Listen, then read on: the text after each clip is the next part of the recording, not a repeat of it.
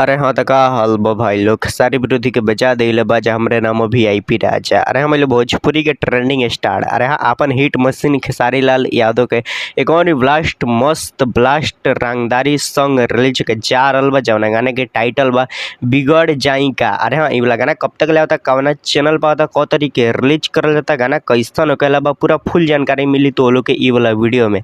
तो लोग इ वाला वीडियो के शुरू से लेके लास्ट तक देख लेंगे। बाकी अभी तक हमारे चैनल के सब्सक्राइब नहीं करेंगे तो अभी सब्सक्राइब करके हमसे जुड़ चलें।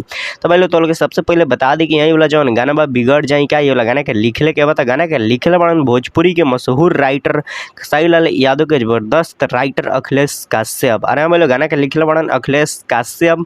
बाकी तो लोग गाना में म्यूजिक सुने के मिली मास्टर प्रिंस के। अरे हम लोग म्यूजिक डायरेक्टर हन न्यू म्यूजिक डायरेक्टर हन और बहुत ही अच्छा खेसारी लाल यादव खातिर म्यूजिक बनैले बड़न और ई भी म्यूजिक बनैले बड़न मास्टर प्रिंस ही। बाकी भाई लोग तो लोग बता दी कि हाँ भोजपुरी के ट्रेंडिंग के स्टार खेसारी लाल यादव के वाला गाना कैसन होके बा तो वाला जौन गाना बा तो बहुत ही ब्लास्ट और बहुत ही सुपर डुपर हिट होके बा। अना बोले वाला गाना के बतावल जाता कि हाँ बहुत ही खतरनाक होके बा और बहुत ही ब्लास्ट बम ब्लास्ट ये वाला गाना होके वाला बा।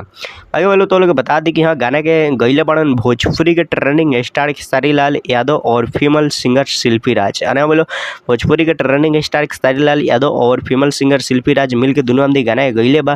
बाकी तो लोग वीडियो फॉर्मेट में देखेंगे मिले ट्रेंडिंग स्टार खेसारी लाल यादव और किबिन सालनी। अरे बोले खेसारी लाल यादव के और किबिन सालनी के ये वाला जौन बात तो दूसरा गाना होके बा काहे कि किबिन सालनी के साथ खेसारी लाल यादव जल्दी जल्दी ना देखेलन का जाने काहे। लेकिन भाई लोग ये वाला गाना में किबिन सालनी बाड़ी और तो लोग के वीडियो में किबिन सालनी और खेसारी लाल यादव देखे के मिलियन। बाकी तो लोग ये वाला गाना बा जौन अन्नपूर्णा फिल्म्स के यूट्यूब चैनल पर रिलीज कर ले। बाकी तो लोग ये वाला गाना के मिस मत कर लें, गाना बहुत ही बेस्ट बहुत ही मस्त बा। बाकी भाई लोग तो लोग बता दी कि हाँ गाना के कब तक ले रिलीज करल जाता तो गाना के 12 तारीख के रिलीज करल जाता। अरे भाई लोग 12 तारीख के हो सके 7:30 में गाने के रिलीज कर दिए तो लोग 12 तारीख के रेडी रही लगी खेसारी लाल यादव के रंगदारी सॉन्ग सुने खातिर जौन गाने के टाइटल बा बिगड़ जाई का। अरे बोले गाना के मिस तो लोग मत कर लें, गाना बहुत ही ब्लास्ट बहुत ही हिट बा ऐसे खेसारी लाल यादव के राइटर अखिलेश कश्यप कहता। लेकिन भाई लोग जब रिलीज हुई तब अपनी के पता चले कि हाँ कितना वाला गाना बेस्ट बा और कितना अच्छा बा। बाकी बोलो तो लोग 12 तारीख के वाला गाने के मिस मत कर लें, गाने के जरूर सुने लेकिन अन्नपूर्णा फिल्म से आवा था।